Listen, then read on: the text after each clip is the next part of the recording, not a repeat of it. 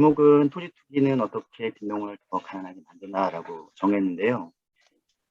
음, 저도 이번에 이걸 쓰면서 아이디어만 있다가 실제로 농업 혹은 농가죠. 농가의 상황을 이제 좀 급하게 조사를 해봤는데요. 하면서 약간 좌절감을 느꼈습니다.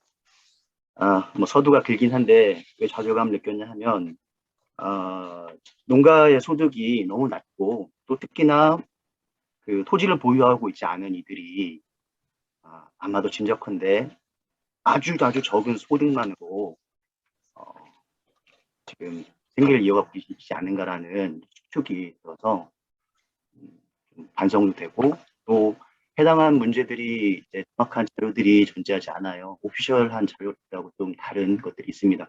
일단 넘어가겠습니다. 빈농의 현상 형태인데요. 일단 간략한 계략만 말씀드리겠습니다. 현재 2018년 기준으로 농가 소득은 도시 근로자 소득의 65% 정도 됩니다. 근데 이제 보면은 그 차지농하고 자작농을 이제 소작농이죠. 차지농이 아니라 소작농하고 자작농 이렇게 보면은 소작농이 전체 농가의 60% 그리고 전체 토지 중에 소작지가 51% 차지합니다. 그래서 지금 세 번째 보시는 것처럼 농가가 거의 지금 100만이 조금 넘어요. 넘는데 그 절반에 준하는 48만 농가가 땅이 거의 없거나 없는 게 8,600가구고 1,750병이 안 되는 0.5헥타르가 안 되는 미만 소유가 하고 있는 게 농가의 절반을 차지하고 있는 거죠.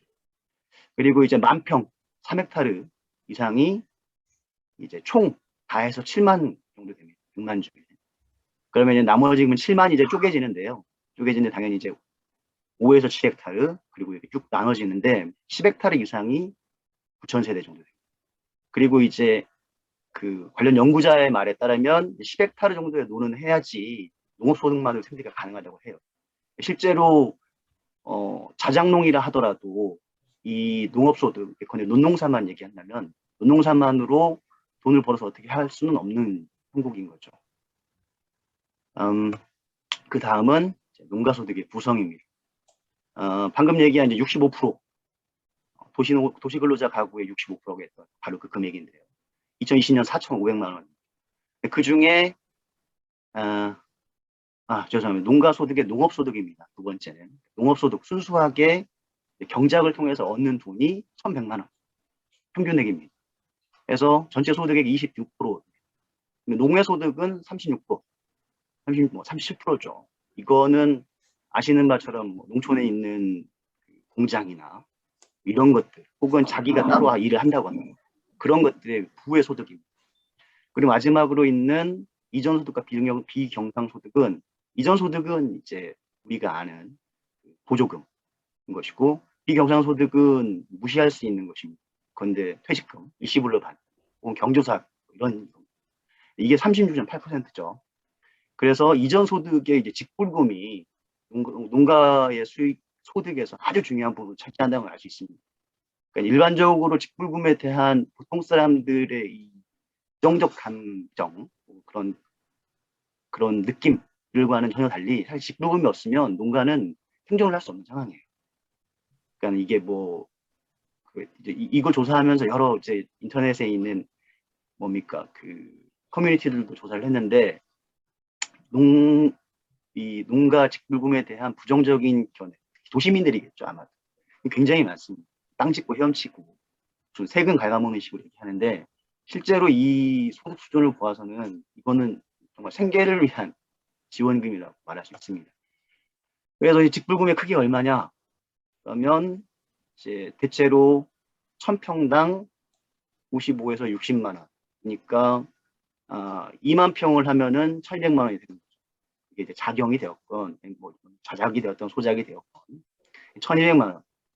그런데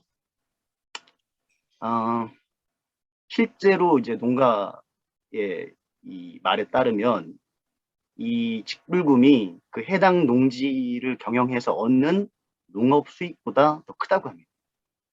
그러니까는 직불금이 없으면 안 되는 거예요. 그런데도 불구하고 많은 수의 지주가 직불금을 부당 수령하고 있습니다. 그래서 아마도 추측컨대 실제 농가의 이 농업 수입은 1,100만 원이 안 될 것이라고 생각합니다. 그래서 이제 부정수령으로 따라서 소작농이 이제 당연히 수입이 감소하겠죠. 근데 여기에서 좀 더 생각할 부분은 바로 농가소득의 양극화예요. 그래서 보면은 상위 20%하고 하위 20% 사이 소득이 12배 차이가 나는, 하위 20%가 보면은 928만 원이죠. 이게 뭐 그래프 통계상으로는 있지만 실제로 하위 20%가 아주 많은 절대 다수의 농가를 구성합니다. 농가 수를. 그러니까 이제 이게 통계상으로 나타나는 우리가 흔히 아는 이런 식 그래프인 거죠. 떨어지는 그래프. 위가 크고 점점 가면서 떨어지는 그런 그래프를 생각하시면 됩니다. 하고 이제 방금 얘기한 것처럼 이제 이 경작별 구성. 그러니까는 토지가 없거나 0.5헥타르가 농가의 절반을 차지하고, 또 그리고 농가 수익이 이제 그 하위 20%가 평균이 900만 원 정도밖에 안 되는 걸 생각하면 빈농이라 할 만한 사람들의 경제적 상황은 상당히 참혹할 것이다 라고 추측할 수 있습니다. 그럼 당연히 직불금이 지주에 가는 만큼 소작농의 수입은 줄겠죠. 근데 왜 지주가 직불금을 수령하느냐, 부정하게 수령하느냐, 이거는 8년의 작용 조건을 갖추면 농지를 다시 판매할 때 일반 과세를 받죠. 특별 과세를 받지 않고. 그래서 이제 세금을 줄이려고 하는 거죠. 그들한테는 농지는 그 자산인 거죠. 그래서 이제 재밌는 이야기도 있습니다. 소작료를 깎아주거나 직불금을 자기 이름으로 받았다가 돌려주거나. 그래서 이 부재지주들이 구두 계약을 좋아해요. 실제로 정식으로 계약을 해서 농지원부에다가, 그러니까 소작농이죠. 소작농의 농지원부에 소작 상황, 그러니까 임차 상황을 알리는 거를 이제 꺼려하는 거예요. 왜냐하면 자기가 농민이 되고 싶으니까, 농민 자격을 유지하고 싶으니까.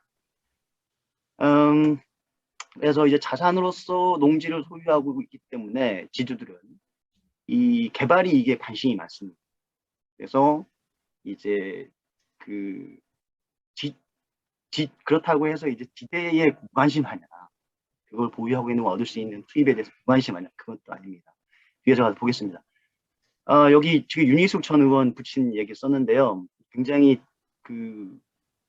대표적인 경우예요. 토지 투기의 대표적인 경우고, 이 양반이 세종시에 3,300평을 25만 원에 사서 60만 원 올라서 총액 뭐 한 11억, 12억 정도 수익을 얻게 되었는데요. 이 사람이 본문에도 잠깐 썼습니다만은 그런 얘기 합니다. 언론에 내가 한 달에 두세 번 내려가서 눈에 물을 대고 했지, 이렇게 얘기합니다. 어눌하게. 이렇게 뭘 뜻하냐, 바로 농협 위탁 경영을 했다는 뜻입니다. 그래서 1년에 30일 이상의 노동력을 투하한 논에 대해서는 그 농업에 대해 다른 농민에게 위탁할 수 있도록 법이 규정되어 있습니다. 그 어눌하게 말하는 안에는 사실 농지법을 위반하지 않았고 나는 다만 위탁 경영한 것이다 라고 하는 것이죠. 그래서 지주들이 이제 무슨 짓을 하는지 윤희숙 전 의원의 부친의 경우에 대표적으로 보여주고 있습니다. 그래서 소작률이 결국 얼마냐? 보면은 공식적 통계는 무상임대 농지를 제외하면, 흔히 이제 사용대차라고 부르는데요. 제외하면 15% 정도입니다. 그다지 높지 않죠. 그런데 비공식적인 소작농들의 이제 증언을 보면 이건 잡힐 수가 없어요. 왜냐하면 다 불법으로 빌려주기 때문입니다. 그래서 보면은 지역에 따라서 30, 40, 80%. 이 80%는 김제에서 24년 동안 글이 써질 당시 23년 동안 이제 농사를 짓고 농민운동을 하시는 분의 이제 글이에요. 거기에 80% 최근에 점점 올라서 55%에서 처음 94년에 시작할 때는 55%였는데 글이 써진 2013년에는 80%까지 올랐다라는 증언이 있습니다. 그런 것들을 볼 때 이제 불법적으로 이루어지는 차지농, 그러니까 소작이 얼마나 높은 소작료율이죠. 소작료율을 받고 있는지 추측할 수 있습니다. 그러면 지주는 뭘 하느냐? 지주는 말씀드린 것처럼 농지를 불법 대여하거나 혹은 나무를 심습니다. 다년생 나무죠. 다년생 나무를 심어 놓으면 농민 자격이 주어집니다. 3년 이상 심어 놓으면. 그래서 둘 중에 하나입니다. 기분 나쁘면 나무 심는 거죠. 그리고 불법 어쨌든 뭐 지대를 받긴 하지만 이러저러하게 뭐 흙이 망가질 수도 있고 혹은 이러저러하게 연루되어 가지고 안 좋은 꼴을 볼 수도 있는 거죠. 그래서 우리가 흔히 아는 지분 쪼개기를 해서 나무를 심는 향나무 같은 거 심죠. 그게 바로 이제 그 법에 정해져 있는 바를 그대로 따르고 있는 거죠. 그런 식으로 지주들이 이제 법을 잘 이용하고 있어요. 그런데 이제 지주의 입장에서는 농지는 자산이고, 그래서 자산으로서의 농지 가격, 게다가 이자로서의 지대라는 그런 감각이 그들의 행동을 결정하게 되는 거죠. 지대 결정 및 농지 이용에 영향을 미치게 됩니다. 그래서 절대지대로서의 소장료를 좀 보고 싶은데요. 이제 여기 슬라이드는 쓰진 않았지만 이 차액지대로서의 이 소장료는 점점 줄어들고 있다고 생각합니다. 점차 이제 그 농업 생산이 증가하고 또 그리고 이제 뭐 교통이나 특히나 이제 기계를 이용하는 것들이 점점 커지기 때문에 차액지대가 주는 것들은 점점 차액지대의 이 크기는 점점 줄어들고 있다고 생각합니다. 그에 반해 이 절대지대로서의 수장료는 증가했다고 생각하는데 자산으로서의 농지는 농지 가격을 원금을 하면 이자만큼의 수익을 얻을 때 지주는 기꺼이 토지를 대여하게 되는 거죠. 그래서 나무를 심을 것이냐 아니면 지대를 갈 것이냐 해서 어느 정도의 수익, 바로 절대지대만큼인 것이죠. 절대지대가 이자만큼은 나와야 한다라고 하는 것이죠. 그렇지 않으면 빌려주지 않는다는 거죠. 굳이 위험을 무릅쓰지 않는다는 거죠. 소장농의 입장에서는 반면 비싸진 농지 가격에 입각한 이자분이기 때문에 지주한테는 뭐 그게 당연한 거겠지만 이자밖에 안 되니까. 근데 소장농 입장에서는 엄청 비싼 거죠. 왜냐하면 농지 가격은 농업 경영과는 전혀 무관하기 때문이죠. 그게 600만 원이 되건 1000만 원이 되건 뭡니까? 열마지기 아니야, 죄송합니다. 열가마 비용을 들여서 45가마를 사고, 45가마를 경작하고, 그 중에 15가마를 지주한테 주고, 10가마는 잘 갖고, 뭐 이런 식의 경영 규모는 동일한 것이죠. 그래서 경영 규모는 동일하되, 모수가 되는 이 토지 가격이 높아졌기 때문에, 애만 소장농들은 아주 곤란한 처지에 놓이게 되는 것이죠. 그리고 독점지대로서의 수장료를 말하고 싶은데요. 이 농지의 독점적 위치, 그리고 소장농의 취약한 경제적 위치, 가난할 뿐만 아니라 소장농은 그 규모가 작아요. 물론 이제 우리가 흔히 얘기하는 쌀 전업농이라고 얘기하는 국가에서 이렇게 오랜 동안 전두환 시기 넘어가면서 이렇게 육성했던 그쪽은 좀 커요. 대농이죠. 큰 기계, 큰 트랙터 쓰는 사람들인 거죠. 근데 이제 소장농은 이제 그렇게까지 많은 다수의 소장농이 그렇게까지 같이 못하고 있다고 저는 추측합니다. 그래서 이제 넓은 지역으로 이동을 하거나 다른 토지에 대해서 이 대여를 하거나 하는 그런 형태의 이 경쟁이 발생할 수 없는 것이죠. 그리고 또 여기에 대해서 하나가 있는 것은 지주는 지대를 바라보진 않아요. 그 미래의 개발 이익을 바라보는 거죠. 그래서 지대를 상대로 지주들끼리 경쟁하지 않습니다. 대신 이 취약한 위치 그리고 자신의 우월적 지위를 이용해서 뼈골까지 빨아먹는 거죠. 그래서 아까 이제 김제의 경우에서 말했듯이 임금의 일부까지도 수취한다고 말할 수 있습니다. 이 부분은 이제 이걸 확정적으로 임금이다 이윤이다 이렇게 말할 수는 없어요. 그렇지만 이 과도한 소장률의 정도를 볼 때는 충분히 독점지대로서의 성향이 10분 발휘되고 있다는 걸 추측할 수 있습니다. 이제 마지막 슬라이드인데요. 농지 전용이 투기를 용이하게 합니다. 농지법 자체가 그 농지 전용을 기본적으로 허용하고 있어요. 그리고 거기에 대해서 농지 전용을 제한하는 몇 가지 것을 두고 있는 거죠. 혐오시설이면 안 된다. 주변 농지에 피해를 주면 안 된다. 뭐 이런 류의 혹은 이거 뭐 실현 가능성 있는 계획이다. 이런 류의 것들의 제약을 둘 뿐 농지 전용은 도리어 사유재산의 이 권리로서 보장되고 있습니다. 농지법은 도리어 농지를 보전해야 합니다라는 기준으로 제한적인 전용 허용하는 것이 아니라 반대로 농지의 전용을 허용하되 제한적인 농지 전용 금지를 규정하고 있는 것이죠.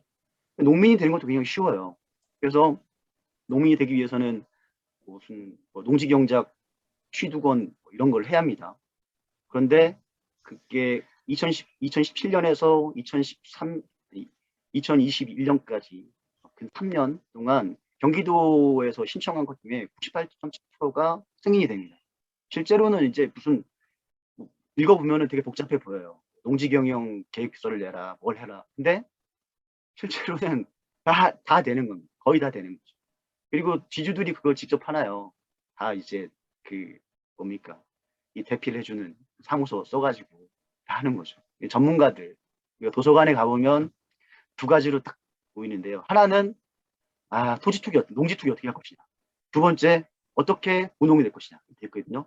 첫 번째, 농지 투기 어떻게 할 것이냐가 바로 이런 어떻게 하면 농민이 될 것이냐. 불법적으로. 이런 얘기들을 쓰고 있습니다. 이제 발표를 마칠 건데요. 끝으로 이제 두 가지만 이야기하겠습니다.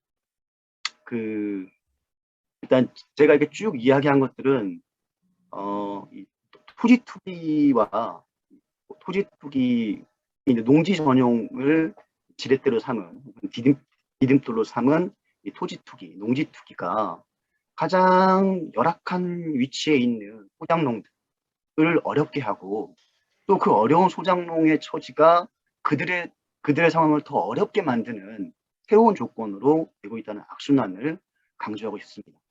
그리고 또 하나는 이제 이른바 대안이라고 이야기되는 것인데요. 첫째는 이제 농지 농용이라는 말이 있습니다. 아이고 어차피 토지 소유를 막을 수는 없으니까 경자유전 이거 다 망했으니까 경자유전은 뚫어버리되 허용하되 대신 농지로 되어 있는 거는 농업에만 이용하게 하고 그래서 자본이득을 얻지 못하게 하자라는 주장입니다. 이것은 이제 농지 전용이라는 토지 투기의 고리를 잘라버리겠다는 견해이기 때문에 당연히 합리적인 견해입니다. 다만 이제 실제로 농지 전용이 일어나고 있는 현상 왜 일어날 수밖에 없고 이것이 그렇게 광범위하게 지금 매해 여의도 면적의 14배가 농지 전용이 되고 있다고 합니다. 그러니까 그만큼 농지가 줄어들고 있는 거죠. 왜 그러한가에 대한 현상 형태를 좀 더 면밀히 분석하지 않고서는 농지 농용이라는 표현을 사실은 경자유전을 뚫어버리겠다, 경자유전을 허물어버리겠다라는 사실적 결과만 나올 것입니다. 또 하나는 이른바 토지 국유화, 농지 국유화인데요. 농지 국유화는 당연히 절대지대 그리고 독점지대, 물론 이제 당연히 농지 국유화가 된다 하더라도 차액지대는 남을 테니까요. 절대지대 독점지대의 부분을 약화시키거나 폐지시킬 가능성이 있습니다. 그러나 우리가 지금 농지은행 합법적으로 토지를 임대하는 방식은 바로 농지은행을 경유해서 임대를 하는 것이거든요. 근데 농지은행이 지금 무슨 짓을 하느냐? 그 사이에 껴서 수수료 놀이를 하고 있습니다. 돈놀이를 하고 있는 거죠. 그러니까 농지은행은 당연히 농어촌공사 소속이고 국가기구고 또 법이 정한 그 목적에 따라 움직이게 되어 있습니다. 근데 현상에서는 실제로는 아주 많은 활동가들이나 혹은 연구가들이 농지은행에 대해 불신하고 또 그것이 대안이 될 수 없다라는 것을 지금으로서는 주장하고 있습니다. 이거 무엇을 이제 의미하느냐? 토지국유가 일어난다 하더라도 그게 어떤 국가인가에 따라서 그 토지 국유화되었다 하더라도 국유화된 농지는 희망하는 대로 절대지대 혹은 독점지대를 해제할 수도 있을 것이고 그렇지 않고 농지은행 못지않은 돈놀이의 근거가 될 수도 있는 것입니다. 그래서 이 토지국유화라는 것은 국가의 성격, 국가의 구성 문제겠죠. 정치 구성의 문제와 긴밀히 연관되어 있고 이것이 당장 하나의 구호가 될 수 있다고 생각합니다. 그렇지만 현실적인 대안은 될 수 없고 다른 한편으로는 보다 좀 장기적인 사회체제의 변화를 도모하고자 하는 계획과 어우러져야지만이 좀 실효적이고 의미 있는 대안이 될 것이라고 생각합니다. 네, 이상입니다. 감사합니다. 네, 사실은 어떻게 보면은 생소하고 중요한 주제임에도 불구하고 저희 정치경제학, 마르크스주의를 연구하는 사람들이 이런 부분들을 좀 놓치고 있는 부분에 대해서 이제 정리를 좀 해주셨고요. 글을 보면은 더 좀 자세하게 나왔는데요. 그래도 저도 글을 못 봤는데 어쨌든 죄송합니다. 지금 들으면서 어쨌든 훑어봤는데 네. 핵심에 대한 것은 다 이야기를 해주셨어요. 네, 지금 발표가 좀 약간 간단하면서도 어쨌든 더 풍부하게 얘기가 또 진행이 될 수도 있을 것 같은데요. 질문을 위주로 아니면은 이제 지금 류영수 선생님께서 정리한 주장에 대한 보충이나 아니면 반박 뭐 이런 거를 중심으로 진행을 좀 했으면 좋겠습니다. 네. 이게 선생님들 생소한 주제라서 사실 이 주제가 우리라고 했는데 운동 지정에서 다뤄야 됨에도 불구하고 사실 그동안 연구가 진행이 되지 못한 상황이고요.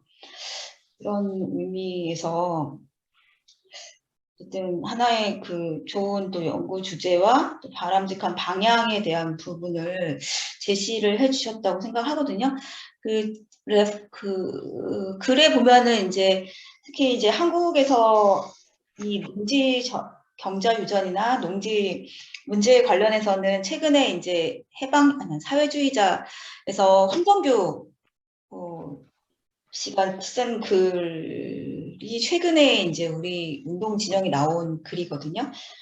그 부분이 아까 이제 경자 유전을 폐지를 하고 국가가 토지를 국유화하는 뭐 그런 대안을 좀 이야기를 했었는데 그게 갖고 있는 이제 좀 한계라고 하는 불충분한 지점 그리고 실질적으로 정치 경제학적 입장에서 토지 소유나 그다음에 지대 문제를 이제 이렇게 면밀하게 고려를 하지 못한 뭐 이런 점을 좀 지적을 좀 해주셨는데요. 어떻게 코멘트 해주실 분 있으신가요? 예. 네. 네. 정윤가 선배님 먼저 하시죠, 그럼. 예. 제가 질문을 좀 하겠습니다. 지금 너무 간단해가지고. 정 선생님 질문을 해주시는 거죠? 네, 네. 그렇죠. 질문. 네. 너무 간단해가지고 네, 사전에 또 토론문도 못 받아봤고. 죄송합니다. 그러니까 제가 원래가 지식이 부족한 데다가 토론문 못 받아보고 방금 발표만 들으니까 너무 간단해요. 그래서 종합적으로 네. 뭘 의도하는 건지 이해를 잘 못하겠어요. 그래서 그와 관련해서 세 가지 질문을 하겠습니다. 첫째, 이 토지 전용이 첫째 농민들 실제로 농사를 짓고 있는 농민들 빈농이라든가 어느 정도 규모를 가진 농민들에게 농민들이 소유하게 하는 것보다도 이 자본의 일부가 들어간 투기적으로 목적으로 한 이 부분이 실제로 토지를 소유하고 있고 이걸 투기에 활용하고 있다 이런 것 같습니다. 그런데 이게 비율이 어딘가 나온 것 같은데 지금 그것을 발표할 때는 안 했거든요. 어느 정도 완전히 토지 소유를 전면적으로 장악을 하고 있는지 그 대토지 상당히 경작할 수 있는 규모 이상의 토지를 전용하면서 투기에 쓴다는 아닙니까? 그 다음 두 번째, 이 투기가 전체적으로 일어나는 투기의 한 부분을 구성을 할 거란 말이에요. 사듭 자본의 재반의 투기들, 그 다음에 뭐 이런 관광지 투기라든가 이런 투기의 일부인데 이 투기의 의미가 도대체 어느 정도 되는 건지 그 비중이라든가 의지가 어떻게 된 건지, 그 다음에 이 농민들이 그러면 토지를 통해서 곡물을 생산하는데 여전히 주곡이란 말이야. 우리 쌀 또는 보리, 밀 뭐 이런 걸 생산하는데 이것이 한국민이 한반도에 쓰고 있는 우리 전체 식량의 어느 부분을 얼마만큼을 비율을 차지하고 있는데 이 토지 투기 이런 토지 소유 왜곡이 어떤 결과를 가져오는 이 세 가지에 관해서 좀 추가적인 설명을 뭐 복잡하게 안 하시더라도 추가적인 설명을 좀 요청드립니다. 네, 잠시만요. 간단히 대답할 수 있어요. 아니, 그게 아니에요. 다른 질문 있으신가요? 모아서 질문을 하는 게 좋을 것 알겠습니다. 같아요. 방금 세 가지 질문을 했잖아요. 네, 아니, 그게 아니라 다른 선생님들의 질문이 있으신가요? 질문인데요. 그러면은 네. 독점지대에 대해서 이제 말씀을 하셨는데, 그러니까 네. 농지가 독점지대가 있다라는 이제 주장이신데, 네. 그 근거가 아까 설명을 하셨는데 저는 이제 잘 이해를 못했는데 다시 한번 명확한 근거를 제안을 해주시면 좋겠는데, 이제 제가 알기로는 그러니까 이제 그 독점지대는 네. 뭐 이제 예를 들어서 이제 포도밭이라든지 특별하게 그래서 생산물 자체가 그 유용한 이제 사용 가치이면서도 그러니까 수요에 비해서 공급이 아주 이제 부족한 거죠. 그래서 결국은 이제 가치보다도 더 많은 수요, 그래서 가치보다도 가격이 더 높아져도 수요가 있는 한 계속 이제 판매가 되는 그런 이제 생산물을 만들어내는 토지가 있을 때 그게 이제 독점지대가 발생을 하게 되는 것이죠. 그런데 이제 지금 농지 일반에서 독점지대가 있다라고 얘기하는 것은 이제 막스의 독점지대 설명과는 차이가 나는 이제 개념인 것 같습니다. 농지 네. 일반에서 독점지대가 있다. 그래서 저는 이제 그 제대로 된 설명이 없다고 생각을 하는데, 혹시 이제 제가 얘기하는 바와 달리 어떤 식으로 독점지대를 이제 생각하시는지 그에 대해 설명을 좀 부탁을 드리겠습니다. 그럼 여기 5가지 질문이 나왔거든요. 첫 번째는 이 주제에 대한 의미가 무엇인지를 좀 다시 한번 설명을 안 해주신 것 같아요. 첫 번째 이 주제에 관련한 것을 왜 연구해야 되는지, 왜 중요한지. 그다음에 두 번째는 지금 현재 농지 전용이 얼만큼 되고 있는지의 현황에 대한 부분. 세 번째, 그러면 전 사회에서 이 농지 전용을 둘러싼 투기가 얼마만큼 그러니까 비중을 차지하고 있는가, 그런 부분. 네 번째, 지금 한국의 곡물 자급률이 제가 알기로는 20%거든요. 근데 어쨌든 곡물 자급률이 20%인데, 그러면은 농민들은 곡물을 생산을 하는 건데 지금 농지 전용과 곡물 생산과는 어떤 연관성이 있는지, 이 부분이신 것 같고요.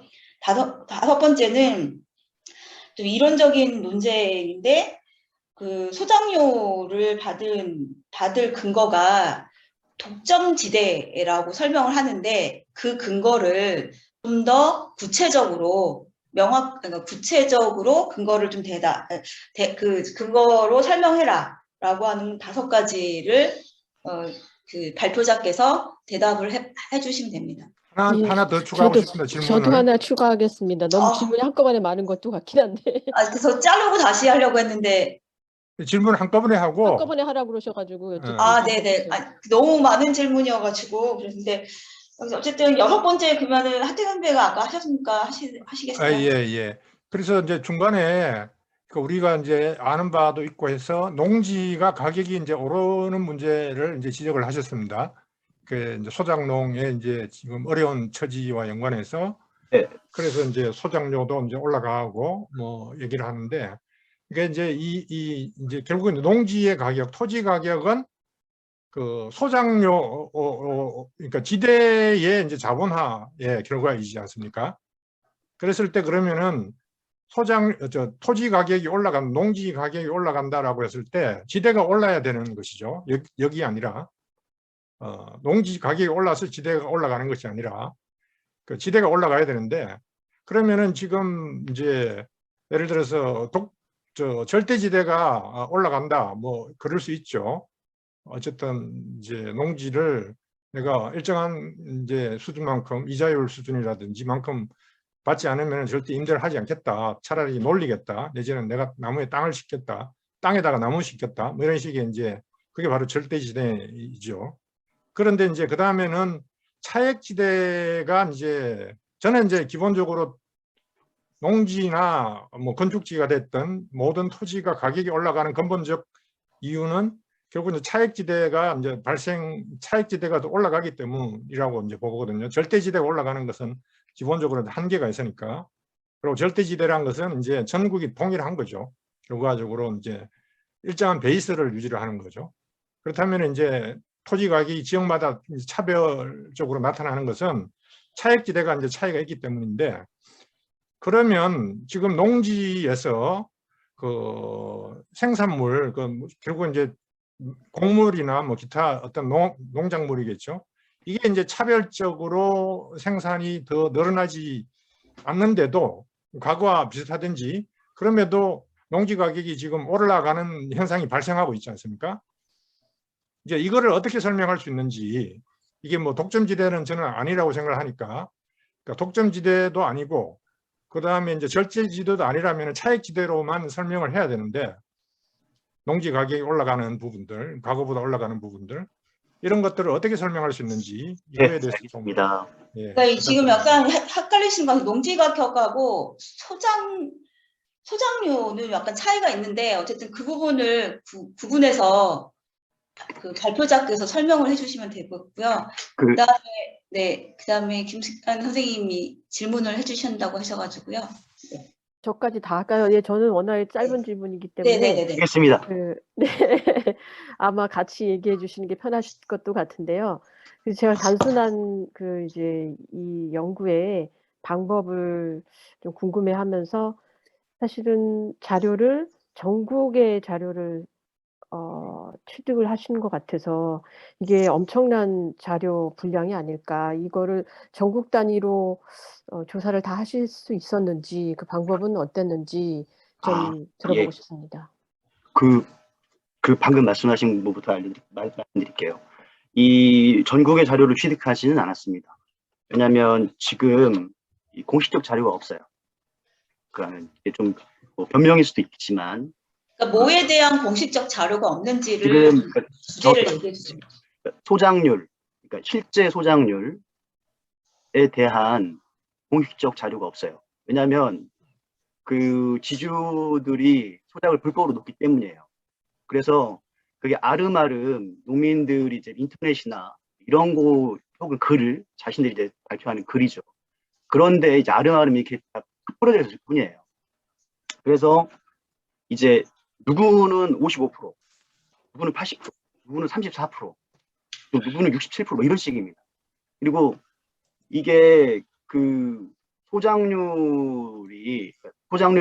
소장률이 일반화되기 어렵다라는 사정도 있어요.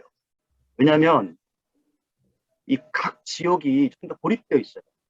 고립되어 있어가지고 내가 몇 프로 받으면 넌 몇 프로 받아? 이렇게 가지고 지대를 상대로 경쟁하지 않아요. 지주들이. 그래서 평균 소장료율이라는 게 존재하지 않습니다. 물론 통계청에서는 그 통계를 냈죠. 그래서 무상임대 제외하고 5%라고 얘기했습니다. 그러나 이게 얼마나 실효적인지는 저는 좀 의심스러운 게 있어요. 당연히 이제 이걸 하는 데는 농지은행이나 이런 데 공식적으로 한 사람들이잖아요. 굉장히 높은 확률로 과거에 농민이었고, 이농의 결과, 혹은 부모님이 농부였고, 부모님 농부여서 상속받아가지고 어쩔 수 없이 농지은행을 겪은, 그러니까 이런 경로에 있는 사람들만이 농지은행을 하거든요. 그 사람들이 높은 요율을 받지 않을 것이라는 건 어느 정도 짐작할 수 있어요. 그리고 그걸 통해서 이제 보유하고 있다가 처분할 때도 과거의 부모의 경작 이력이나 그런 것들을 이용해가지고 양도세를 감면받고 이런 것들이 있습니다. 그래서 그러니까 공식적으로 잡히는 그 소장률이 굉장히 낮을 것이다라는 정황상에 추측 가능합니다. 그리고 말씀드린 것처럼 제가 여기저기 얘기할 수밖에 없는 이유는 전국 단위로 취합했다기보다는 도리어 산재되어 있는 정보들을 끌어 모아서 이게 어떻게 된 것인가에 대해서 추측하고 또 왜 지역마다 이렇게 큰 차이가 나는가에 대해서 추측하고 이게 제가 할 수 있는 작업의 전부였습니다. 마지막 질문은 이렇게 그렇게 들었고요. 답변 드리고 종합적 이해 이게 굉장히 중요한 것 같습니다. 이 부대가 이제 뭐 높은 소장료에 대한 이해인데요. 이게 지금 농가의 가난함을 다루지는 않습니다. 왜 농가가 가난한가를 다루지는 않아요. 그러니까는 제가 특별히 주목하는 곳은 소장농이지만 자장농도 가난해요. 근데 소장농은 지대만큼 빼앗기니까, 뭐 빼앗긴다고 말하니까 좀 그렇지만 지대를 지불하기 때문에 더 가난하게 된 거죠. 그런데 그 지대가 상식적으로 생각하기엔 너무 높다. 도대체 왜 이렇게 높을까? 라는 아주 단순한 질문입니다. 그리고 그 질문에 대해서 저는 이 토지들이, 이 질문에 대해서 토지 투기가 일어나고, 토지 투기가 일어날 수 있는 이유는 농지를 예컨대 무슨 뭐 대지로 바꾼다든지, 공장지로 바꾼다든지, 혹은 휴양지로 바꾼다든지, 이런 식의 전용이 아주 자유롭게 일어나고, 거기에 대한 제약이 아주 옅기 때문에 이런 토지 투기가 활성화될 수 있다고 생각합니다. 그래서 농지 전용이 굉장히 중요한 고리가 되는 것이고, 그래서 일련의 학자들은 농지 농용 같은 것을 하는 것이죠. 차라리 안 되면 농지의 농업적 이용으로 제한하자라는 좀 굉장히 수세적이지만 또 한편은 어쩔 수 없는 그런 대안이라고도 생각합니다. 그게 현실적인가는 다른 이야기예요. 그래서 그 농지 전용은 실제로 농지가 줄어들고 있기 때문에 농민들한테 안 좋아요. 그리고 농지 전용이 자유롭게 이루어진 사정 때문에 토지 가격이 농지 가격이 올라가기 때문에 소장농들 혹은 자장농 포함해서 농부들은 자기가 작용을 해가지고 혹은 그 농업소득을 이용해가지고 땅을 구하는 게 불가능해요. 지금 윤희숙 그 땅이 한 평에 60만 원 올랐다는데 그러면 100평 살려면은 600, 1000평 살려면 6천 아닙니까? 1000평 가지고 무슨 농사 하나요? 3000평 하려고 해도 3000평 하려고 해도 뭐 억이 넘어가는 거죠. 사실 그래서 이 문제는 다만 기존의 농부들뿐만 아니라 농업을 활성화시키기 위해서 청년 농업, 또 귀농, 할머니들의 농촌으로 오기를 바라는 이 정부 정책과도 배치해요. 와서 뭐 하냐? 그 젊은 사람들이 와서 다 소장농 합니다. 소장농 하면서 서름 겪는 거죠. 그러다가 다시 떠나요. 뼈 빠지게 농사 힘든데 뼈 빠지게 일해가지고 다 바쳐요. 뭐 나라에서 뭐 하네, 뭐 청년이네 어쩌고 막 지원해줘요. 그렇지만 못 견뎌요. 견뎌낼 수가 없어요. 그러니까 그렇게 다만 기존의 농업뿐만 아니라 우리가 미래의 농업을 걱정한다고 하면서 하는 여러 가지 새로운 새싹들이라고 얘기하는 것들도 다 짓밟아버리고 있는 겁니다. 농지 투기라는 거지.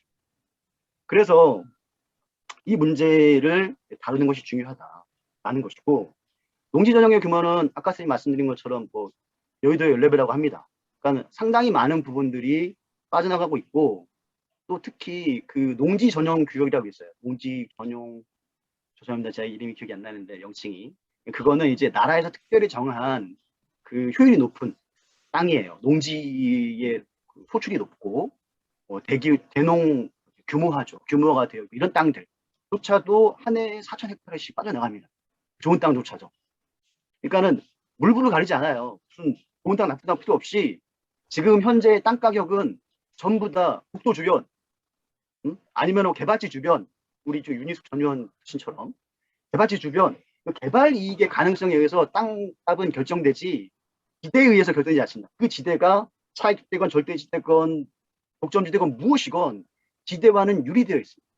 개발이 그것만을 추구한 투기적 수요, 그것에 의해서 계속 올라가서 지금에 이르러서는 특정 땅들은, 제가 농촌 지역에 삽니다만은 특정 땅은 100만 원이 넘어요. 왜냐하면 국도변이니까 거기 싹 밀면은 아파트 지을 수 있거든요. 아니면 여바라는 상가 지을 수 있고. 그런 땅들이 그렇게 비쌀 수 있는 이유는 지대로는 전혀 설명이 안 돼요. 지대 그 자체로부터 역산해서 토지 가격, 즉 그러니까 지대의 자본화를 통한 토지 가격의 설명이라는 것이 투기 앞에서는 무용합니다. 그렇게 되면 좋죠. 그렇게 되면 농민들도 소작하는 사람들도 덜 고통받겠죠. 그렇지 않다는 겁니다. 그리고 이제 투기의 의미, 이 보면은 투기의 의미는 말씀드린 것처럼 토지를 줄여요.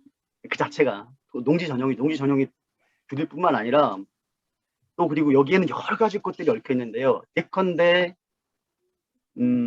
이제 쌀을 덜 생산하게 해요. 정부에서 쌀 너무 많다. 쌀의 수급 조절을 위해서 쌀 전업 농가라고 아까 말씀드린 그 정부에서 육성한 수십 년에 걸쳐 육성한 농가한테 쌀 그만 지으라고 해요. 그 자급률은 사실 정부에서는 그닥 고민하지 않는 문제예요. 물론 이제 누구나 얘기하고 하죠. 식량 얘기를 누구나 얘기하듯이. 그렇지만 그게 목전의 목표는 아닙니다.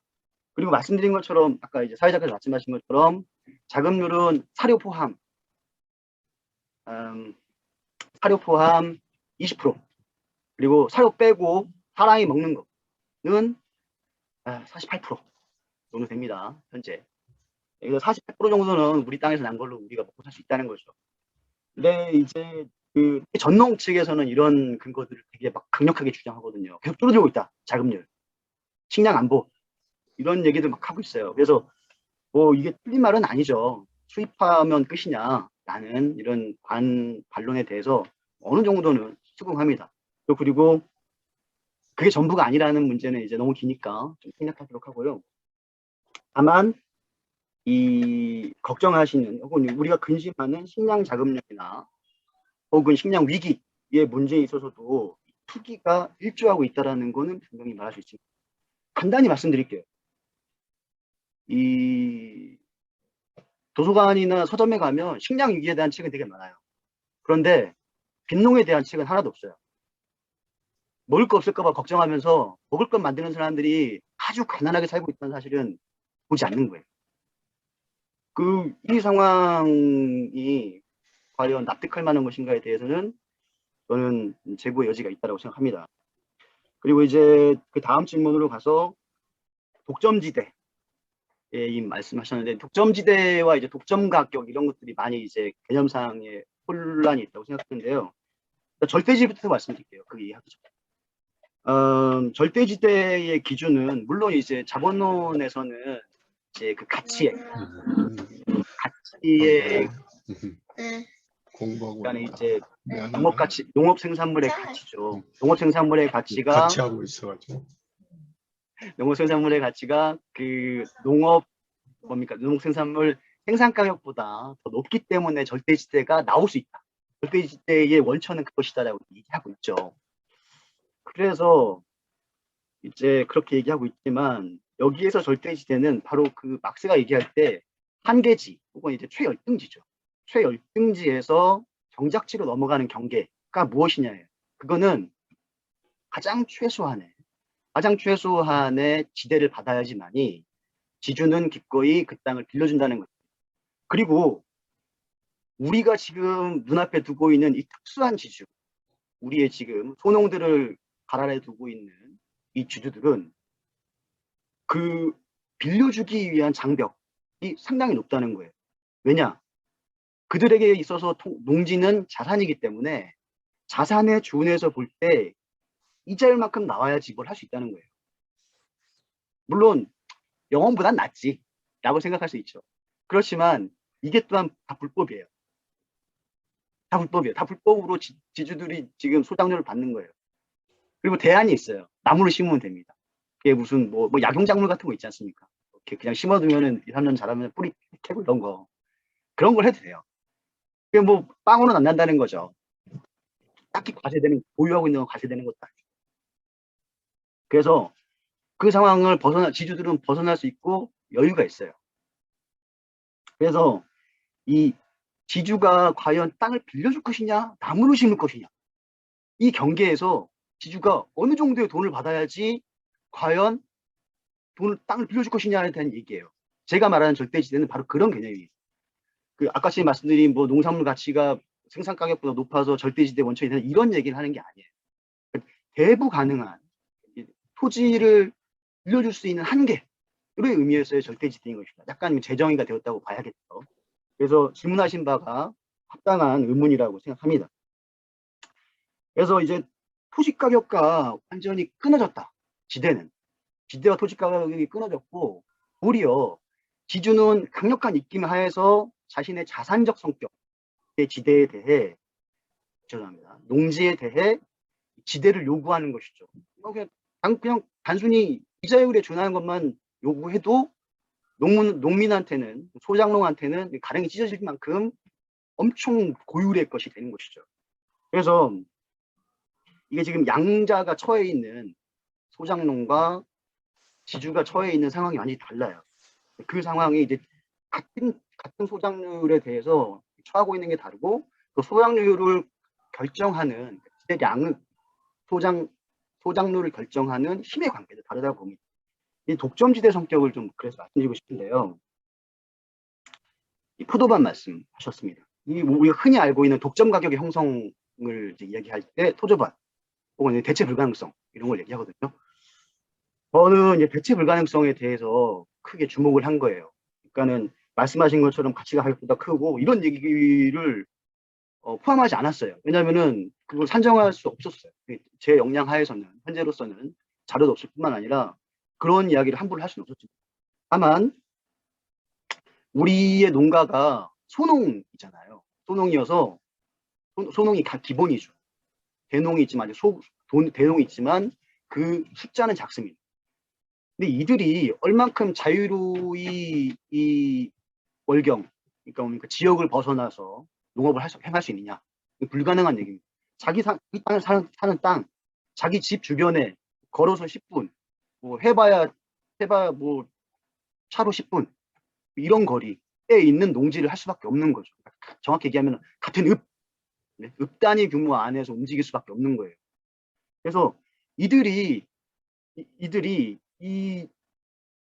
가난하기 때문에 소작을 해야 하는데 이들이 이걸 거부할 수 있냐는 거죠. 이게 이런 그 우월적 관계, 그러니까 이 열위가 명확하게 소작농과 지주 사이에 두어져 있을 때, 그리고 이 작은 땡땡이가 그들의 이 생존에 큰 영향을 미칠 때 소작농들이 어디까지 할 수 있느냐를 보여주는 거예요. 그래서 아까쯤에 잠깐 제가 속된 표현으로 뼈꼬를 빨아먹는다고 했는데 정말 싹싹 긁어가는 거죠. 싹싹 긁어가서 평균 농업소득이 1,100만 원이 되는 것이죠. 그래서 이 독점지대는 그러니까는 이 농촌에서 소작농이 겪고 있는 일상적인 서름, 그리고 뭐 저소득, 그리고 이제 토지 이 차지를 할 때, 빌릴 때 교섭권에 있어서의 굉장히 그 낮은 위치, 이런 것들이 고려가 되어야지만이 이 독점지대 혹은 뭐 저는 정확히 얘기하면은 독점지대라고 말하기보다는 우리가 독점지대라고 말할 법한 그런 정황이 발생하고 있다는 걸 이해할 수 있습니다. 그래서 우리가 흔히 얘기하는 독점 가격이 형성되는 의미에서의 독점지대, 독점 가격으로부터 초과이온이 나와서 그것이 독점지대로 넘어가는 그런 의미에서의 것이라기보다는 도리어 막스가 이제 3권에서 본문엔 썼습니다만은 그 소농적 차지농이 이윤뿐만 아니라 임금까지도 지대로 주게 된다라고 쓴 것처럼 한국의 농업 지금이야말로 그런 정황에 놓여 있다는 것이죠. 막스가 자본을 사용한 그 예와 정확히 일치하지는 않습니다만은 정황은 아주 유사한 거죠. 그리고 차익지대가 올라가기 때문에 토지 가격이 오른다. 절대지대가 전국이 동일하다. 그래서 차별적 농산물이 혹은 이제 농산물의 차별적 작황이라고 해야겠죠. 이게 발생하지 않는데 토지 가격이 다른 것, 이거 어떻게 설명이 하느냐? 그 설명을 저도 하고 싶습니다. 그래서 저는 그 각 땅들이 다 유리되어 있고 이 경쟁이 일어나지 않고 있다는 거, 지주들 간에. 다만 그 좁은 땅덩이 안에 약간 읍단이죠. 그 안에서 농민들 간의 경쟁은 아주 격렬합니다. 그게 뭐 때로는 아까 얘기한 뭐 정부에서 정한 쌀 전업 농가 육성의 그 기준에 맞추기 위해서 규모를 불리기 위해서 서로 싸우기도 하고, 혹은 뭐 뭡니까 눈도로 하나 두고 올해는 내가 하고 다음에는 네가 하고 뭐 이런 그런 이전 투구가 발생할 정도로 이 굉장히 강력한, 왜냐면 가난하니까 심각한 경쟁에 몰려 있어요. 그래서 저는 이제 그거를 그 뭡니까 자산으로서의 농지 보유라는 의미에서 적대지대를 이야기한 것이고, 그리고 이 농촌 환경, 지금 현재 한국의 농촌 환경에서 유리되어 있는 토지 소유, 토지 경쟁이죠. 그러니까 분할되어 있는 토지 경쟁 하에서 여류에 놓여 있는 농부들, 다른 말로 소작농들은 이 독점지대적인 부분들을 지주들에게 내어줄 수밖에 없다라는 이 두 가지 요인들을 간략히 이제 우리가 흔히 일상적인 용어는 아니지만 독점지대, 절대지대라는 용어를 이용해서 이해해 보려 했습니다. 그래서 뭐 같은 작물이라 하더라도 작황이 다 다를 수 있어요. 그래서 차익지대가 존재하지 않는다고 말하는 건 아닙니다. 당연히 차익지대가 존재하고, 실제로 논도 좋은 논이고 나쁜 논 있죠.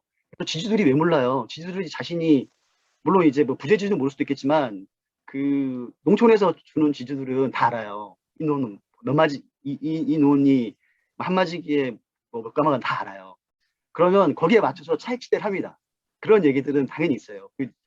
이렇게 다른 주변 농가에 이제 대여를 할 때 뭐 이렇게 뭡니까 가만히 수를 좀 이렇게 늘린다든지 뭐 이런 식의 이야기들은 이제 소소하게 있습니다. 그래서 차익지대는 당연히 존재합니다. 존재하고 그럴 수밖에 없어요. 그렇지만 지금 문제가 되는 농지 전용을 목적으로, 즉 농지 전용 이후의 개발 이익을 목적으로 보유하고 있는 투기적 농지들, 이것들의 가격은 차익지대로는 감히 설명할 수 없다는 거예요. 그렇지 않으면 왜 이 지도죠, 지적도에 있는 쭉 이렇게 도로 있는데 도로를 중심으로 왜 논이 비싼지, 왜 논의 가격이 비싼지 말할 수가 없어요. 가까워지면 가까울수록 비싸단 말이죠. 거기서 한 200~300m만 떨어져도 가격이 훅 떨어지고, 거기에서 산 하나만 돌아가면 똥값 되고 이렇단 말입니다. 그거 소출, 작황, 소출률 이런 걸로는 도저히 설명이 안 돼요. 도리어 도로가에 있기 때문에 피해를 입죠. 왜냐면 그 뭡니까 밤에 이 등 올라오잖아요. 저기 뭡니까 그 가로등이 소출에 아주 악영향을 미치죠. 그리고 차 움직이니까, 차 다니니까 먼지 있고 소음, 도리어 적항이 안 좋습니다. 그러나 땅값은 비싸다는 거죠. 여전히 농지인데도 불구하고. 그래서 그러한 시도를, 그러니까 차익지대를 통해서 농지의 가격을 분석해보려, 농지의 가격을 분석하거나 혹은 지대율을 분석하려고 하는 것은 별다른 연구가 되어야 할 것입니다. 저는 분명히 존재한다고 생각하고, 또 그것이 토지 가격 일정 부분 또 영향을 미칠 거라고 생각해요. 지주는 그러고 남을 정도로 똑똑하기 때문에. 그래서 영향을 미친다고 생각하지만 지금의 제가 다루고 있는 이 과제에서는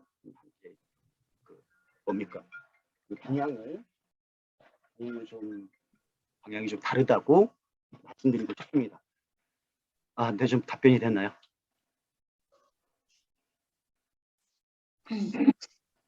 네, 뭐 답변에 관련해서 예, 추가 토론을 좀 해야 되겠습니다. 네, 추가 토론을 좀 예, 이제 지금 가장 이제 농민의 현재 상황, 빈농이나 이제 소작농의 이제 문제 이런 것들은 잘 주제로 잡으셔가지고 통계도 잘 보여주시고 하는데, 저는 이제 기본적으로 이 지대론에 네. 대한 기본적 이제 개념이나 접근이 굉장히 이제 좀 문제가 있다라는 우리가 토론이니까 좀 들어놓고 얘기를 할 필요가 있을 것 같습니다.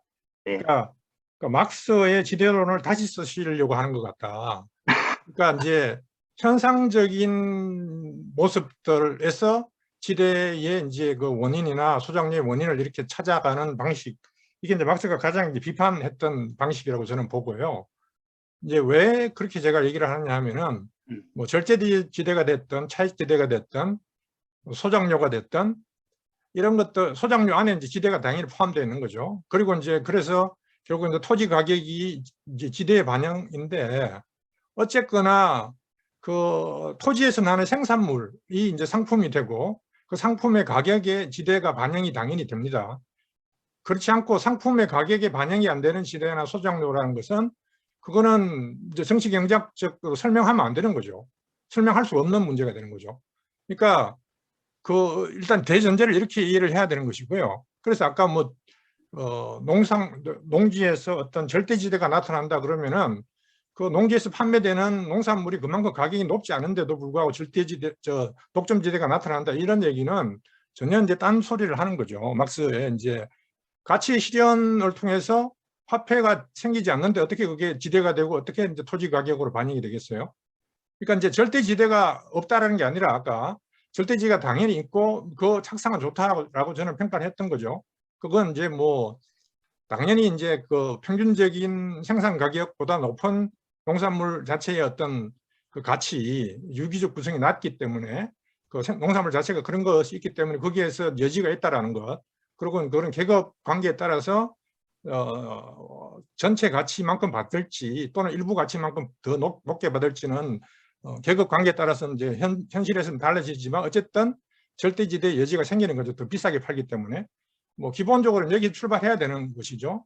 그다음에 이제 독점지대는 아까 설명을 다시 들어봤지만 뭐 전혀 저는 뭐 설득할 수 없는 논리인 거죠. 근데 이제 더 이제 중요한 것은 차익지대라는 것이죠.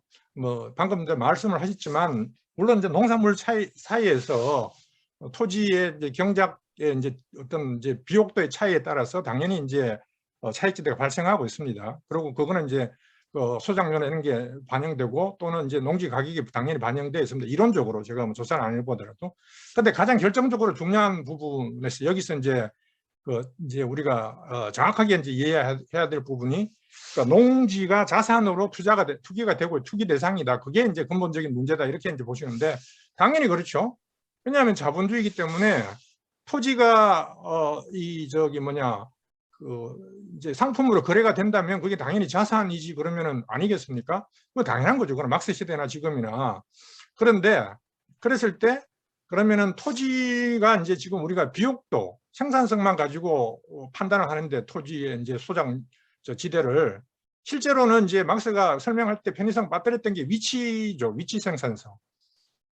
그러니까 이제 농산물만 놓고 보면은 농산물이 위치가 더 좋으냐 나쁘냐에 따라서 차익지대가 얼마나 더 차이가 나느냐라는 것은 큰 차이는 없습니다. 뭐 아까 이제 방금 얘기했지만 도로변이냐, 도로에서 한 2, 300m 떨어진 어떤 산구석이냐에 따라서 엄청나게 지금 가격이 차이 나는데 그게 단지 농산물의 생산성의 차이를 반영하는 건 아니죠.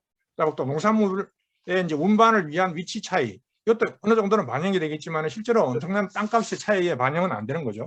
근데 가장 핵심적인 것은 저는 이거라고 봅니다. 뭐냐면은 그러니까 토지가, 그러니까 막스도 설명하고 있지만은 나대지나 전혀 이 농산물이 생산되지 않는 불모지에서도 가격이 발생이 되는 거죠. 토지의 가격이 발생되고 따라서 지대가 발생을 하는 겁니다. 그건 왜냐하면은 기존에 같은 등급에 있는 농산물이 생산할 수 있는 미래의 잠재적 지대를 반영을 하는 거죠. 모든 토지가 뭐 농산물이 있든 없든 또는 이제 지금 건축물이 있든 없든 뭐 전 세계의 모든 토지가 자본주의 이상 이게 지대가 발생하고 토지 가격이 발생하고 있습니다. 그랬을 때 그러면은 지금 현재 문제가 되고 있는 한국의 농지들이 왜 그러면은 이게 농산물의 실제 생산량이나 또는 비옥도의 차이와 상관없이 도로변에는 더 농지가 가격이 높아지고 또 산골짜기에는 가격이 낮아지느냐? 이건 당연히 이제 위치에 의한 차익 지대가 발생을 하고 있기 때문이죠. 잠재적인, 현실화되지 않은. 그런데 그 잠재적인 위치라는 게 농산물을 생산하기 위한 위치가 아니라 이게 아까 이제 그렇게 강조하는 농지 전용의 잠재적 가능성이죠. 그게 이제 건축지로 사용되든 또 다른 용도로 사용될 수 있는 가능성이 있기 때문에 지금 도로변에 있는 농지는 그 200m 떨어지는 산골짜기에 있는 농지보다도 당연히 이제 가격이 높은데 그런 잠재적인 차익지대, 건축지로서의 잠재적 차익지대가 반영이 되고 있는 거죠. 그러니까 이제 지금 현상적으로 보기에는 농산물 가격에는 반영이 안 돼요. 그렇지만은 이게 예를 들어서 내 그 땅을 팔면은 지금 뭐 다른 데는 1억짜리 땅이지만 난 이건 10억짜리 땅이기 때문에 이자만 해도 얼마 받을 수 있기 때문에 소장료도 그래서 당연히 비싸지는 거죠.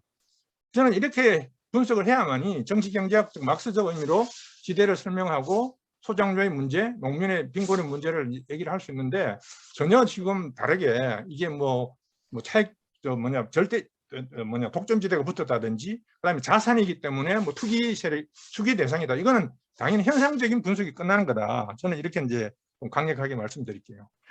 좀 복잡하니까 답변 바로 해도 될까요? 네네. 네. 일단 그걸 말씀드릴게요.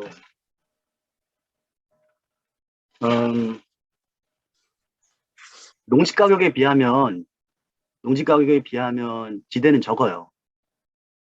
그러니까는 우리가 같이 말씀드린 것처럼 같은 소장료에 대해서 농민이 보는 것과 지주가 보는 것이 다르다고 얘기했잖아요.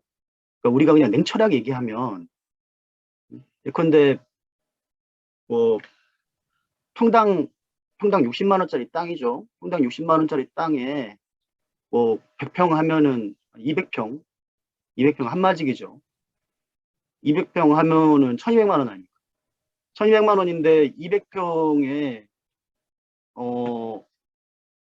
해봤자 4가마 나오거든요. 쌀농사 해봐야 보통 그래요. 보통 4가마 나와요. 4가마 나오는데 4가마에서 차 떼고 풋 떼면 그 기대로 뭐 얼마 나옵니까?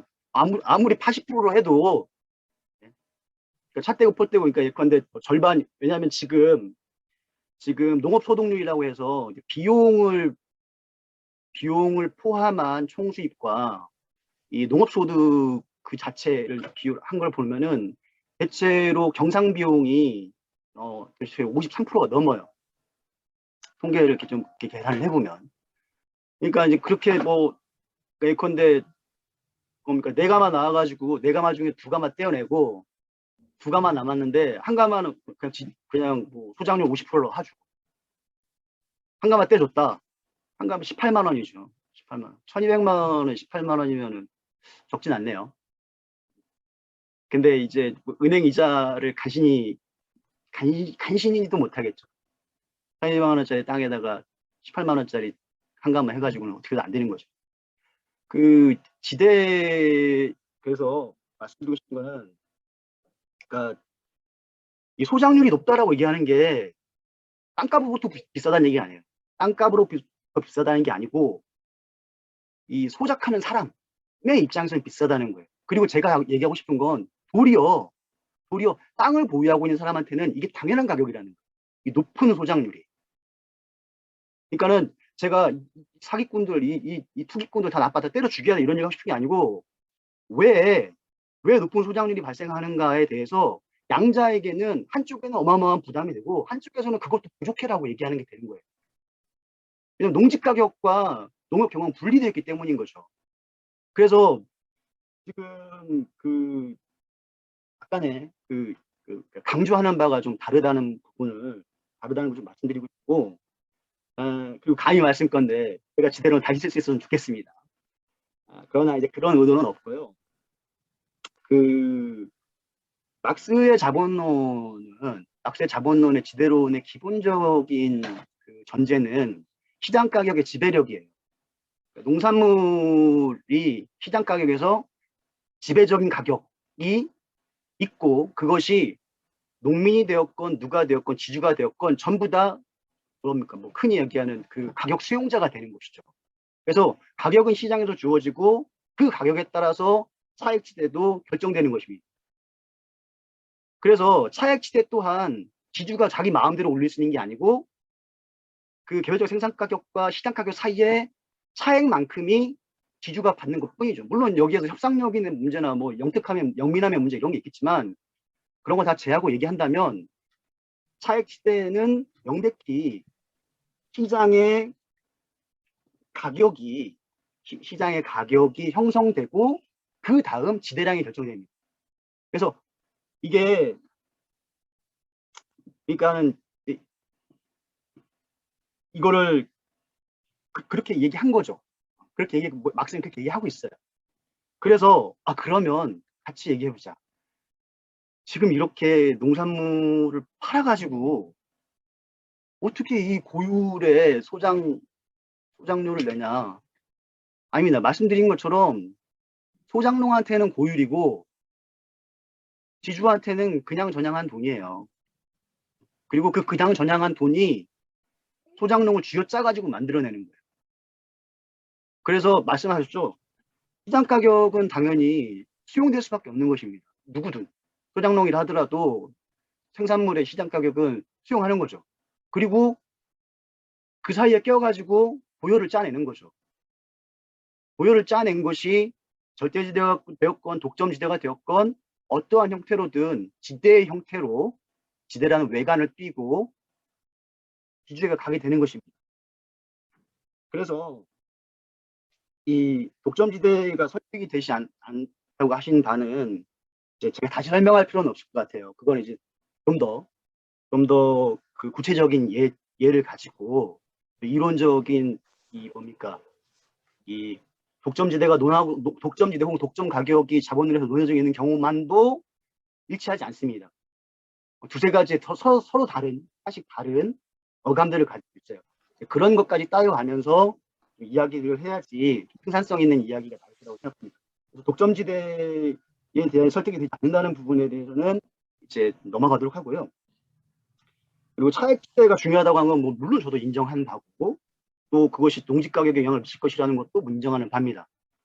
그리고 다만 제가 말씀드린 건 그건 나름의 독자적인 연구 용어일 것이라는 게 이제 제 견해인 것이고요. 그리고 이제 위치 생산성이라는 걸 말씀하셨어요. 흔히 이제 그 경제적 비옥도라고 얘기할 때 위치 또한 이제 포함해서 얘기하죠. 그런데 이제 말씀하실 때 그 위치 생산성은 번용의 가능성 혹은 개발 이익의 가능성 그리고 이것이 만약 이게 처녀지의 가격이 존재하듯이 즉 처녀지와 동일한 땅들이 특정한 토지 가격을 갖듯이 그 땅의 지대에 기반해서 토지가 갖듯이 그와 동일한 질을 가지고 있는 혹은 경제적 비옥도를 가지고 있는 처녀지 또한 가격을 갖는다라는 그걸 이제 원용하셔가지고 위치 생산성이라는 말을 이른바 투기 가능성 혹은 뭐 개발 이득의 가능성이라는 말로 미래에 발생할 수 있는 토지 개발 가능성이 마치 아까 말씀의 처녀지의 가상적인 가격처럼 위치 생산성이라는 이런 그 매개적인 개념을 이용해서 설명할 수 있다라고 이제 이야기하신 거죠. 이거는 저는 사실 이 문제에 대해서는 그 질문하신 분께서 이미 제가 한 얘기를 다 하신 거예요. 제가 한 얘기를 다 하신 거고 그 위치에 대해서 그 가능성이라고 얘기한 건 도리어 앞에서 말씀하신 농지 생산물의 가격으로부터 지대를 설명하고 그리고 그로부터 지대의 성격을 규명하려고 하는 즉 초과이윤으로부터 초과이윤이 지대로 전환되는 그 메커니즘을 밝히는 방식과는 또 사뭇 다른 것입니다. 지금 말씀하신 전용 가능성에 기반한 개발 이득의 미래가치로서의 위치 생산성이라는 것은 앞서 얘기하신 질문자께서 앞서 얘기하신 수준 가격으로부터 시작하는 지대로 넘어가는 이러한 그 지대론의 연구 방법과는 사뭇 다른 도리어 저와 유사한 것이라고 말씀드리고 싶습니다. 저랑 같이 지대표를 하시셔서 좋죠. 농담이었습니다. 그래서 이 위치 생산성이라는 말을 이렇게 확장하는 것, 우리 알고 있는 차익지대론에서 위치 생산성이라는 말을 이제 투기적인 수요에 의한 토지 가격 상승으로부터 설명하고, 또 그리고 미래의 개발이익이죠. 혹은 미래의 개발이익 또는 미래에 개발되었을 때 발생할, 예컨대 건물을 올렸을 때 발생할 기대, 그 미래의 것으로부터 현재의 토지 가격을 설명하려고 하는 건 바로 그것이 투기가 되고 있는 토지 가격을 설명하는 방식입니다.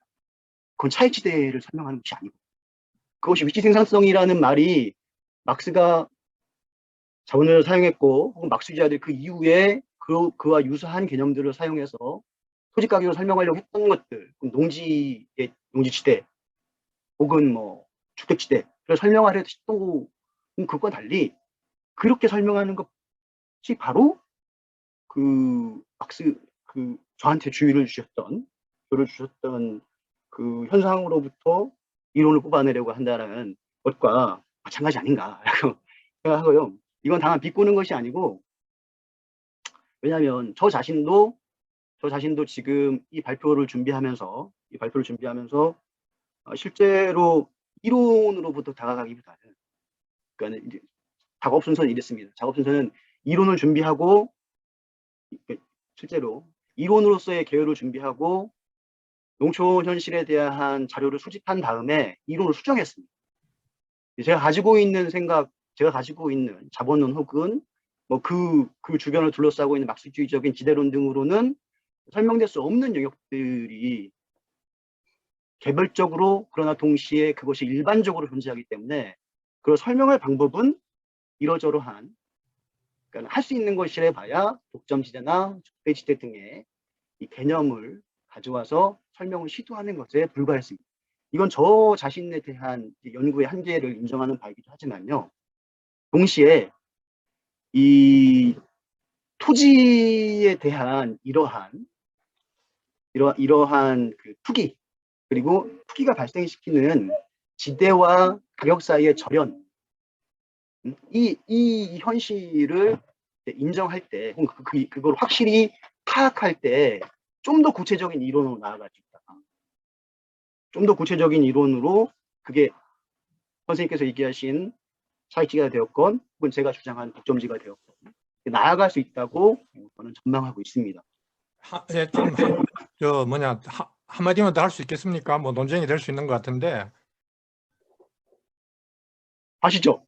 예. 그러니까 지금 농지를 농산물에 근거한 차익지대나 등으로만 설명할 수 없다라는 현상에 대해서 지금 정확하게 이제 문제가 드러났고, 거기에 대해서 이제 저는 그게 이제 차익지대 원리, 그러니까 미래에 이제 그러고 이제 차익지대라는 게 농산물의 차익지대가 아니라 이제 위치라는 것, 그리고 그게 이제 건축지 같은 차익지대 원리에 의해서 이게 이제 자본화되고, 그다음에 이제 그게 투기하는 이제 자본에 의해서 거래가 일어나는 방식이다라고 이제 저는 설명을 했는 반면에, 이제 지금 발표자께서는 그게 이제 차익지대가 아니라 투기 자체가 이제 그것을 이제 만들어낸다. 근데 이제 그 근거가 위치 생산성이다 이렇게 얘기를 하는데, 제가 이제 그 부분이 정확한 설명이 못 된다는 거죠.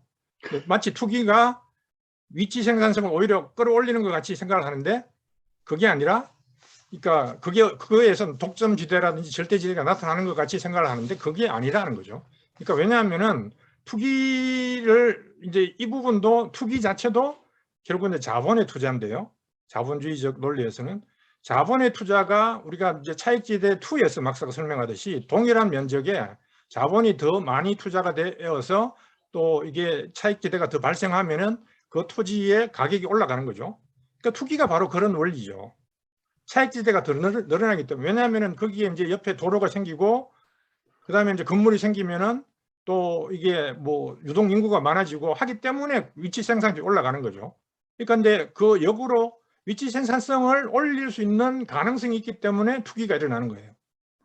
그러니까 도시에서도 우리가 젠트리피케이션이 굉장히 문제가 되는데 그 이유도 바로 그런 거예요. 자본이 들어오는데 자본이 위치 생산성을 더 올릴 수 있기 때문에, 왜냐하면 투자를 하면은 더 유동인구가 많아지기 때문에 차익지대가 늘어나는 거죠. 그 다음에 이제 마찬가지로 재개발을 하는데 빈 땅이에요. 또는 이제 지금 여러 가지 옆에 이제 좋은 건물들이 들어서 있는데 한 군데는 공터가 있어요. 근데 그거는 땅값이 굉장히 올라갑니다. 지금은 아무런 이제 누구도 점유를 하지도 않고 뭐 그래서 이제 위치 생산성은 잠재적이지만 실제로는 아무것도 없어요. 지대도 발생 안 해요. 그렇지만 땅값은 엄청나게 올라가 있어요. 그게 이제 인접 효과거든요. 막스가 이런 얘기들을 다 했어요. 그러니까 막스의 자본론을 그냥 내용만 그냥 표면적으로 읽으면은 농산물의 가격에 의해서 뭐 위치 차익지대가 생기든지 뭐 절대지대가 생기든지 이렇게 얘기를 하고 또 건축지는 건축지대로 그냥 그 묻어갔죠. 근데 이제 막스의 논리를 정확하게 이제 꿰면은 결국은 농산물을 만들어지는 농지에도 위치에 의한 차익지대가 발생을 하는데 이게 현실에서는 농산물 자체가 아니라 건축지대로의 전용 가능성에 의해서 그렇게 발생하고 있구나. 이게 결국 막스의 논리 일관된 거라는 거죠. 그래서 그게 투기에 의해서 생긴다. 이렇게 얘기를 하면은 그 다음에 결과적으로 그게 뭐 독점지대가 된다. 이렇게 설명하면은 전혀 막스적 방식하고 다르다. 저는 이렇게 이제 본다는 거죠. 죄송합니다. 좀 또 간략히만 말씀드릴게요. 일단 투기가 차익들을 만들어낸다는 건 제가 말씀드리고 싶은 건 농지 전용이 되면 그건 더 이상 농지가 아니죠. 그거는 뭐 말씀하신 공장지가 되든지 뭐가 되겠죠. 현재로서 농지 전용을 기대하고 그렇죠. 농지 전용을 기대하고 보유하고 있는 토지들은 여전히 농지일 뿐이에요. 그래서 지금 땅값을 올린 거 있죠. 한 평에 100만 원, 60만 원이 하는 거. 거기에 들어간 돈은 경작에 아무 영향을 미치지 않습니다. 그리고 그 땅의 현재의 차익대에도 영향을 미치지 않아요.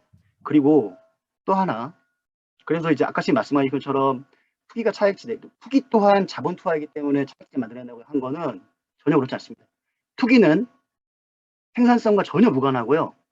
전혀 관련이 없고 땅값이 몇 천만 원이 돼도 한마지게에서 내가마가 나는 건 똑같아요. 그러니까 그게 미래의 건축지로서나 객토도 아니고 경지정리도 아니고 뭣도 아니고. 그러니까 내 말을 정확하게 이해를 해야지. 그러니까 농산물 자체의 생산성이 아니라. 마저 답변하겠습니다. 그래서 그거는 투기는 자본 투하가 아니라는 걸 말씀드리고요. 그리고 그자들이 뭘 하냐면 투기꾼들이 뭘 하냐면 땅을 되팔아요. 거기에 길을 따는 것도 아니고 뭣도 아니에요. 개발 계획은 그러니까 그거 현상에 대한 얘기라는 거지. 그러니까 아까 말씀하신 자본이 투하되고 그 투하되는 만큼 미래의 지대가 증대하고 이런 식은 투기하는 상관없다는 거예요.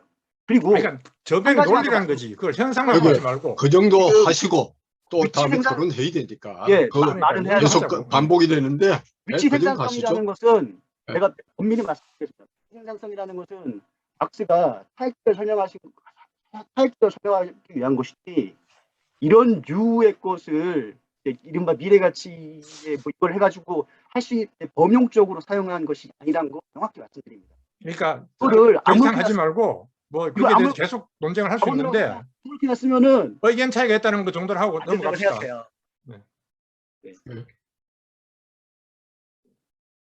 네,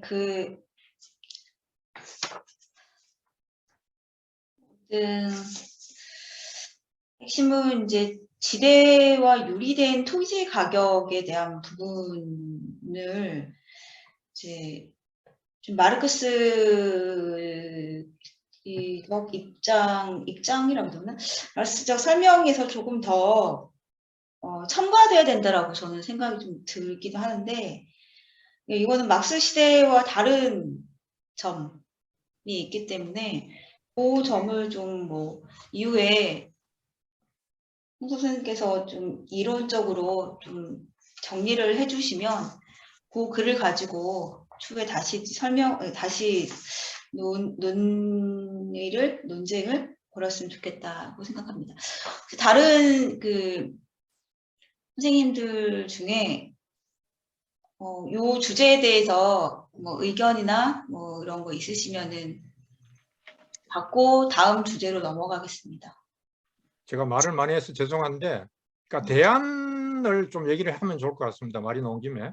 그러니까 농지를 어떻게 할 건지.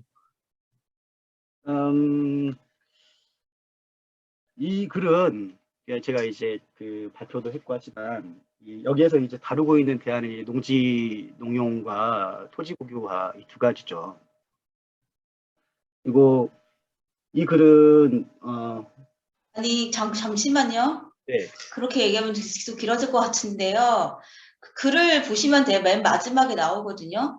지금 현재 토지 국유화가 구호가 될 수 없고 현실적 대안이 아니고 새로운 체제를 만드는 거대한 전략과 이 문제가 맞물려 된다라고 이렇게 얘기를 하고 있거든요. 사실 이거는 아니 이 부분을 이 주제는 사실은 뭐 대안을 얘기하고 뭐 지금 그런 것보다는 현상을 우리가 어떻게 설명해낼 것인가 또 문제가 아니, 설명해낼 것인가가 그 큰 의미가 있는 거고 두 번째로는 우리 안에서도 사실은 이 지대 문제라든지 그다음에 토지 가격 문제라든지 농민의 계급 분화라는 부분 같은 것도 연동이 되는데 그 부분에 대한 그 기본적인 이해 수준이 전 낮다고 생각하거든요. 그래서 요 부분 이 주제에서 요 정도로 마치면 어떨까라고 생각이 좀 들거든요. 예, 좋습니다. 앞으로 좀 홍석 선생님이 요 주제에 대해서 기여를 좀 해주셨으면 좋겠고 특히나 제가 뭐 저기는 아니지만 어쨌든 뭐 환경 문제 관련해서 최근 주제라든지 그다음에 넷제로 뭐 그 순 대출 제로라든지 문재인 정부에서 어떻게 추진하고 있는지 뭐 이런 거를 한번 정리를 한 것처럼 지금 현재의 한국에서의 도시와 농촌의 분리 과정에서 지금 농촌 지역은 어느 상황이고 그다음에 왜 우리는 소농에 대한 문제를 왜 주목을 해야 되는지, 그 다음에 현재 정치권화에서 왜 이런 문제가 나오는지, 그다음에 대장동의 투기 문제, 뭐 이런 것도 다 그러니까 다 연결되어 있는 지점인데, 사실 우리가 이런 거를 얘기할 수 있는 기회가 없었거든요. 그러니까 그런 점을 좀 1탄, 2탄, 3탄, 뭐, 김장 선생님이 북한 사회 이야기에서 1탄, 2탄, 3탄, 4탄 이렇게 한 것처럼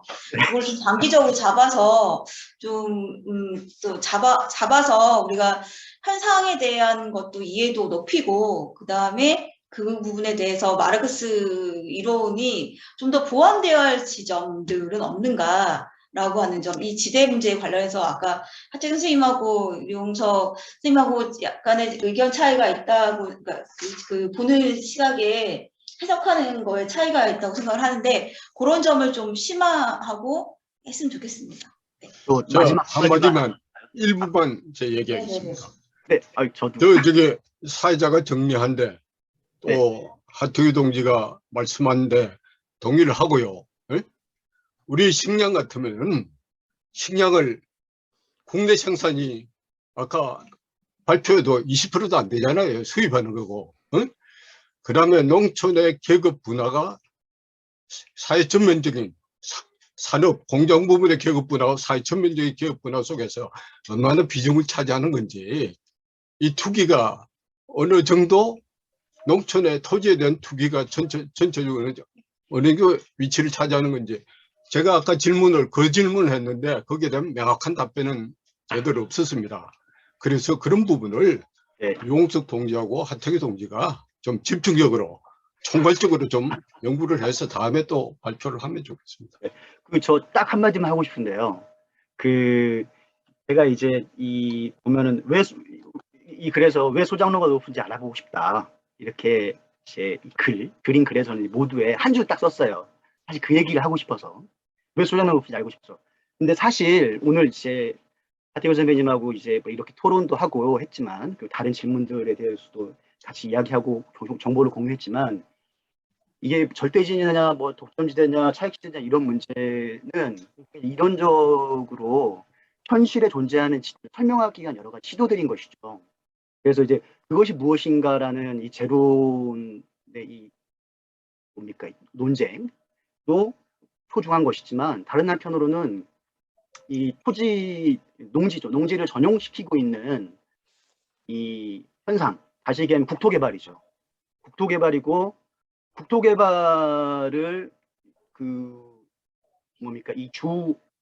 이끌고 있는 한국 자본의 운동.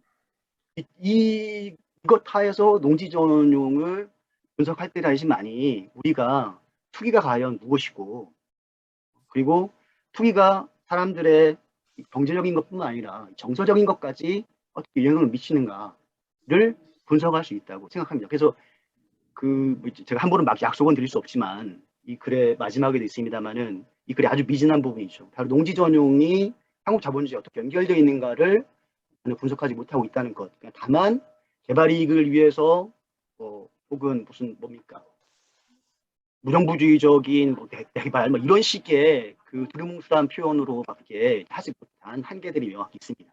그러나 그렇기 때문에 향후 그런 그 한국 자본주의의 좀 더 노골적으로 얘기하면 야만성과 연관되어서 농지 전용 투기 문제를 규명할 때야지만이 드디어 어느 정도의 전모를 이해할 수 있을 것이라고 생각합니다. 네, 감사합니다. 네, 고생하셨습니다. 그러면 지금이 4시 34분인데요. 어떻게 5분 정도 쉬고 4시 40분에 두 번째 발표를 시작을 하겠습니다. 4시 40분에 다시 들어오시기 바랍니다. 네. 네. 예, 발표자님 수고 많으셨습니다. 네, 색다른 주제여서 사실은 이게 논쟁도 많이 되고 어쨌든 그런데 우리에 대한 공통적 이해도 낮아요. 제가 볼 때에는. 그렇기 때문에 좀 등으로 이 주제를 끌고서 막 얘기하기는 조금 한계가 있는 것 같아요. 아니 그래 네, 이게 박사 좋습니다. 논문이신가요? 네?